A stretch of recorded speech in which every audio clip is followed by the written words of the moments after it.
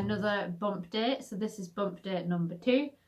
If you haven't seen my first ever bump date, my 1 to 4 week one, then I will put a link to that in the end card of this video.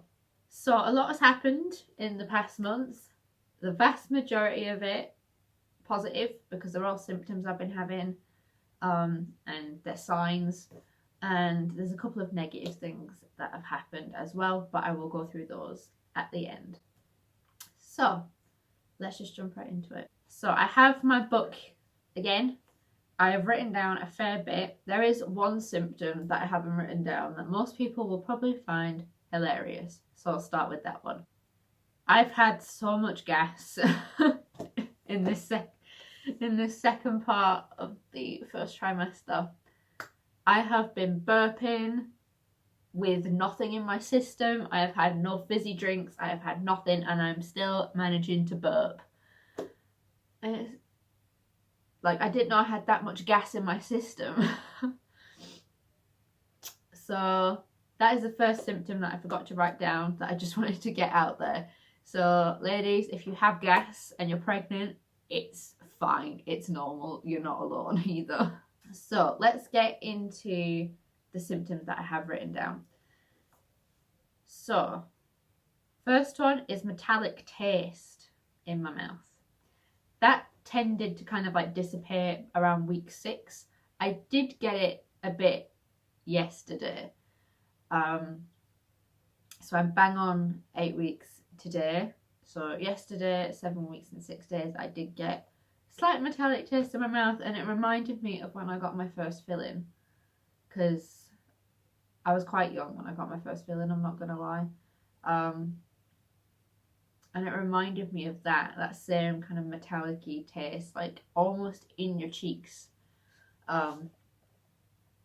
So yeah, that's kind of dissipated a bit more, and it's definitely not happening as often, but it's not the worst symptom ever. So I can live with that. The next 2 symptoms I'm going to kind of link into one, and that is food aversions and nausea. The nausea hasn't been as bad now as I'm getting closer to the end of the first trimester, but food aversions have gone up a massive amount. So rather than just feeling sick like I did before, which hit when we were on our honeymoon, which was a pain, but it's a sign, so I was happy to go through with it. So I never was actually sick. I never vomited or anything like that. It was just a constant feeling of nausea. So I felt like I couldn't eat anything when we were on our honeymoon. I literally survived off bread and fries because that's all I could handle. I couldn't handle pasta. I couldn't handle anything. It was awful. Whereas now, I have moments of feeling sick, but I just don't feel the need to eat. So I think it still is kind of nausea, but I'm not noticing it as much. I think it's more just, oh, you'll eat later. It's fine. It'll go later, so just eat later. But I'm trying to force myself to eat a bit more. Jacket potatoes with beans and cheese have been my best friend. But I did burn myself, which is one of the negatives. But I thought I would link that in now. We got home from church. It was Sunday, just gone actually. Obviously this is going to be out a bit later than when I'm filming it. But I made myself a jacket potato with beans and cheese for lunch. I bought a can of beans from the shop, and it was only a little one as well, so I used all of it on this jacket potato. I sat down, the plate was a bit slippery, and I spilt boiling hot potato and beans all over my legs. And that hurt. At first I was upset because I lost my lunch, but then I started screaming because my body went into fight or flight mode because I just burned myself.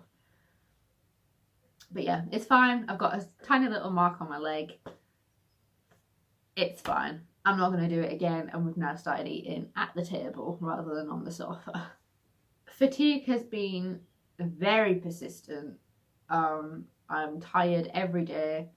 I went to sleep probably at about, well, I got into bed at about 9 o'clock, and I probably went to sleep at about 10. And I woke up at 7:30. Well, I woke up at 7, got out of bed at 7:30 to take Tom to work. It is now about 10:30, 11 o'clock, and I am exhausted. I'm finding that every day, it's usually at the same time as well, usually at about probably 2 o'clock, 1:30, 2 o'clock. I come up here to our bedroom, I get under the covers, and I just lay there. I don't close my eyes, I don't have a nap, I just lay there. And that somehow makes me feel a little bit better. I still feel tired when I get back up again, but it makes me feel better. So yeah, I'm constantly tired. Cramps. Now, they haven't been as bad in the past few days. They've started to kind of dissipate, and I imagine that's going to be the case as I'm getting closer to the end of the first trimester. I did get some this morning. Sorry, I've got really bad hiccups and I'm also burping at the same time, so I'm really sorry. So yeah, I am getting cramps usually when I wake up in the morning, and then, I mean, at the minute I feel absolutely fine. There's no cramps at all, actually. I do get the odd niggle, but I have a feeling that the baby is starting to properly settle in now, so they're just chilling out, and then they just give me a nudge to tell me that they're there. Vivid dreams. Now, I heard so many stories about women having really vivid dreams when they were pregnant, but I didn't realise I'd get them as well so early on. So I got my first one when we were on our honeymoon, and then I had another one. I'm not sure if it was when we were on our honeymoon as well or when we got back. I think it was when we got back, and both of them involved my late Gramps. And it was very, very strange just seeing him, and I won't go into detail about it, but the baby was here, I had given birth, and my Gramps just walked through the hospital door. He just walked into my room and just held the baby. It's like, what? You've been gone nearly like 10 years. Why are you in here? And then the other one I had, I was actually holding on to him and hugging him, and he was telling me how much he loved me. But I remember, I don't know if it was like cuddling Tom, but I was so far in this dream, I thought it was my Gramps. But I literally felt his arms, I felt his shirt, I felt his arms on my shoulders. It was very, very strange, and I have a feeling that in the next 7 months I'm gonna have a fair few more. The next symptom, sore boobs and sensitive nips. Ooh. They're not too bad now, but when I reached about 5 weeks, they were sore. Like so sore. Like even brushing up against it hurt. And Tom couldn't touch my boobs. Sad times for him, because it just hurt so bad. Like literally my entire boob was like, don't touch me. Even putting on a bra hurt sometimes. They're nowhere near as bad now. I have moments of sensitivity, but nowhere near as bad as they were before. Weight gain is another one. You will notice in the bump shot that I will put near the end of this video, I have had to buy maternity jeans. I noticed when we were on holiday, I brought a pair of jeans with me and packed them in my suitcase. I put them on and I couldn't fit in them. I couldn't button them up. Which was kind of disheartening, because I thought, oh, maybe I'm just getting a bit fatter. Because I thought that early you can't like get a bump. But at 6 weeks, I noticed that my stomach was significantly bigger than it was at 4 weeks. it wasn't like a bump per se, but it was more like a bloating that doesn't really go away, however much you like breathe in or whatever.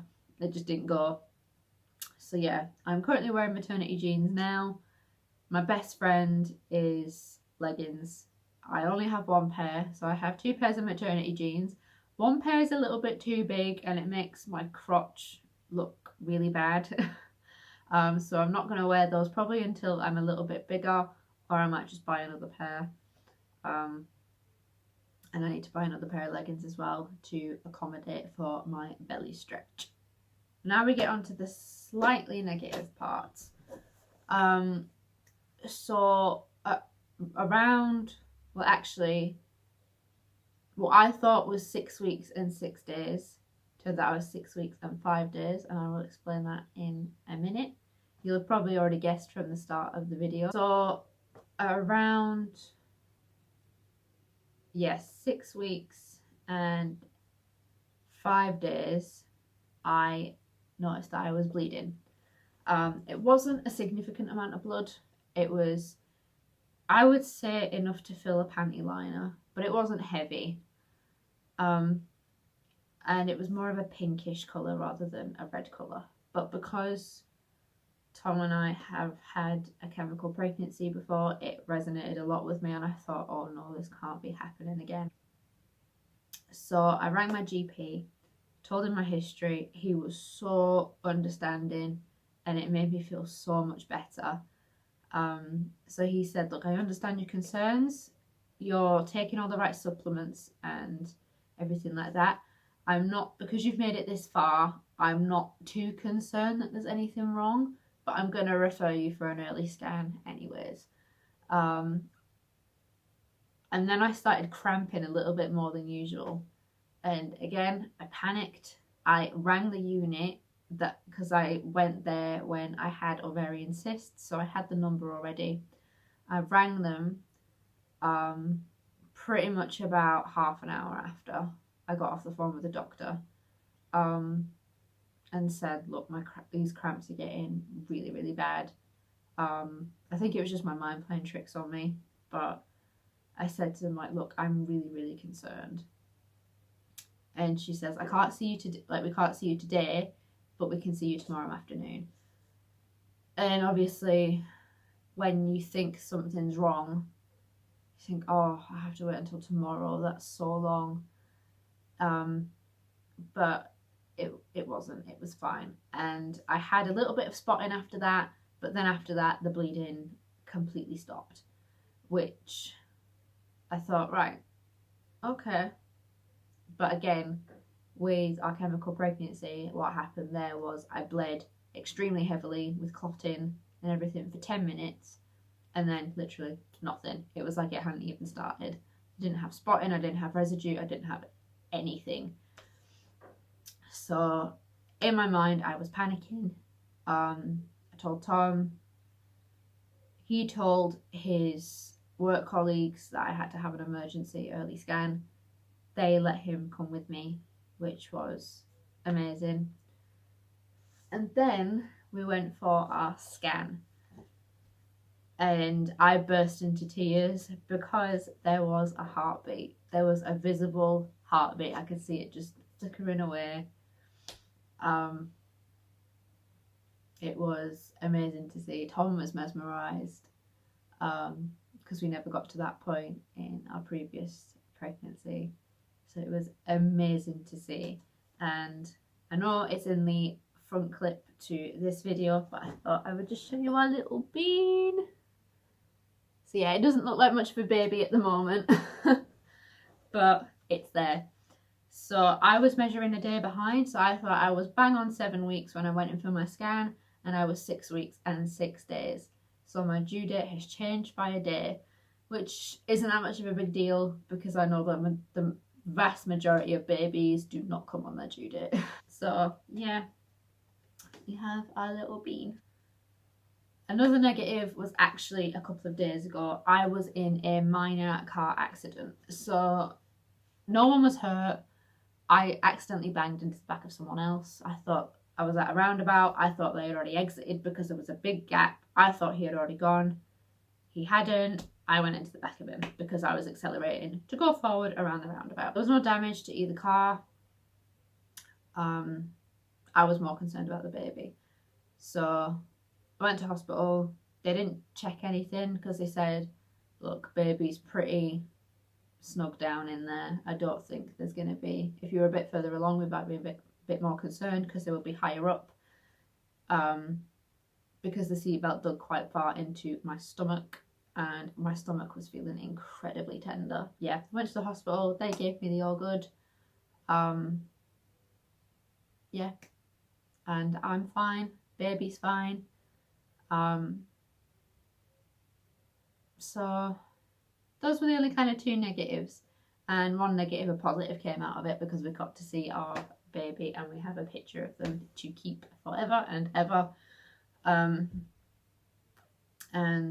I have my next scan at around 12 weeks. I haven't got that booked yet, and I have my first midwife appointment on the 19th, so just under 2 weeks. I've got my first midwife appointment, which I'm really, really excited for, because this is going to be the woman who sees me the majority of the time for the next 7 months. So yeah, it's crazy that I'm already 2 months pregnant. So I have a feeling the next 7 months are gonna fly by. So yeah, I just can't wait for this baby to get here. So I'm going to insert a bump shot. So I don't know if you can, but I'm starting to see a bit more of a significant bump than before. And I'm excited for my actual bump to come in. This is more of a blow at the moment because I'm not the slimmest girl. So it's more of just a blow at the moment. So yeah, that is my 4 to 8 week bump date. So if you would like to see more of my bump dates in my upcoming pregnancy, please like this video, subscribe, ring the bell if you would like to be notified about when I upload, and I will see you in the next one. Bye!